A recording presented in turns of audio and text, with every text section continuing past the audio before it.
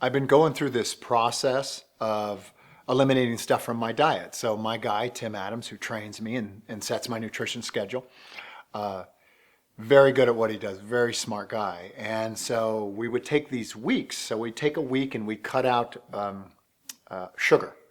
And Tim would measure me before while I was eating sugar, and then the week that I didn't eat it, we'd measure me. We'd also do that for alcohol. We'd do it for dairy. We'd do it for grains. And we could see by the measurements all over my body, 16 different places, what was affecting me, what I was sensitive to. So it was really cool to watch what I was sensitive to and how I could take it out of my diet, and it didn't really hurt me that much. But my kids were watching me go through this, right? And they were watching me being measured, and they were watching me not eat sugar or not have wine. And Axel, my son, who's 9, says, "Oh, I'd like to try that." And so Tim and I said, "Let's try it on Axel." "Okay, Axel, so this week you're not going to have any sugar, right?" So this was during the holiday. So this was during Christmas vacation. Bad time to stop eating sugar. and and so for the week, Axel was so determined. He was not eating sugar. So we measured him. So he takes the week and he's not eating sugar. And Dawn and I, my wife, we're looking at each other going, man, he is one committed kid. I love this kid. He's so disciplined. He's not eating sugar. And he's kind of wearing it as a badge of honor, like the girls might be eating sugar and he's going, no, I can't eat that. I can't eat anything in the house because it all has sugar in it. And he was doing so good. Well, his little class, he's in 4th grade, they're having a Christmas party, right? And at the Christmas party, they are to make sugar cookies and decorate them, the whole class, right? So Dawn and I know that this party's coming, and we're not invited to come. But we said, you know what let's do? Let's go down and let's make him a sugar-free hot chocolate. And let's deliver it to Axel, because all the other kids are going to be eating the cookies and making the cookies, and he's going to be left out. So let's bring him, since he's the most disciplined kid around, let's bring him a sugar-free hot chocolate. So we do. And we don't tell Axel we're coming, right? So Dawn and I show up unannounced to school, and they got this long table set up. And all the kids are we're walking up and we see all the kids making their cookies full of sugar, full of frosting and sprinkles and everything else. And we don't see Axel because his head's down like this. His head's down like this. And we're walking toward him this way. And he lifts his head and he has got frosting covering his whole mouth like this.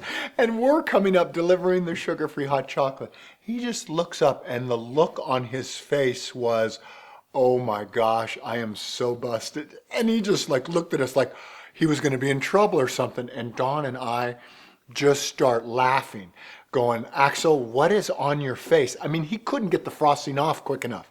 It was covering his face. And he just looked so disappointed in himself. As we walked up, we go, Axel, no, it's fine, dude. It's fine. You've been committed. You've been disciplined. And, you fell off the wagon.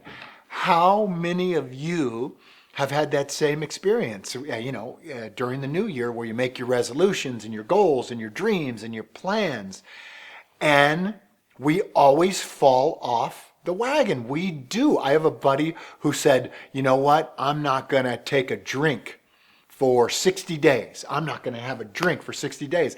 And then later he told me about every 6 or 7 days, I usually fall off the wagon, and it usually tequila is involved somewhere.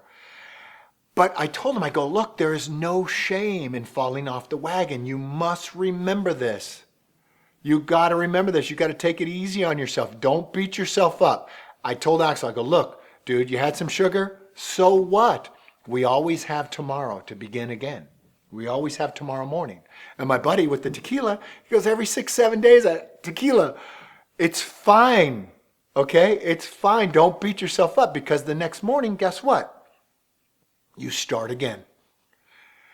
Everyone is so ashamed of, being off course, failing themselves. This is why, we never make promises anymore. We never make commitments anymore. We never tell people our dreams, because we never go public with them, because we're going to fall off. And you're going to be off course most of your life.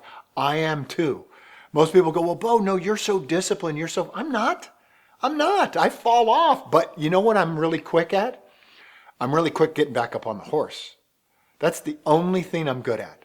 I'm really good at falling off the horse, but I'm very quick to get back on it and not beat myself up and go, I'm never making another commitment in my life. I can never keep my resolutions. I can never keep my dreams because I'm just a loser. I don't do that to myself, and I don't let my kids do that, and I don't let my clients do that. We laugh about it. It's part of the human experience. It's usable. It's great. And it makes you who you are. So don't be ashamed of falling off the wagon. Just be quick to get back on the wagon and take control of your life. I know it's happened to you. And I know this is the time of the year that it always happens, okay? Your job is to right the ship. So do it. Get back up on the horse. All right, we'll see you next time.